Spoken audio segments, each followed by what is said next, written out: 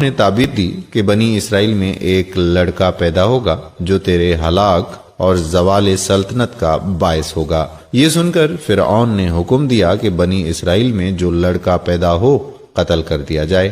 دائیاں تفتیش کے لیے مقرر ہوئیں۔ 12,000 یا 1,000 روایت کے مطابق 70,000 لڑکے قتل کر ڈالے اور 90,000 حمل گرا دیے گئے، اور مشیت الہی سے اس قوم کے بوڑھے جلد جلد مرنے لگے۔ قوم قطب کے رؤسا نے گھبرا کر فرعون سے شکایت کی کہ بنی اسرائیل میں موت کی گرم بازاری ہے، اس پر ان کے بچے بھی قتل کیے جاتے ہیں، تو ہمیں خدمتگار کہاں سے میسر آئیں گے؟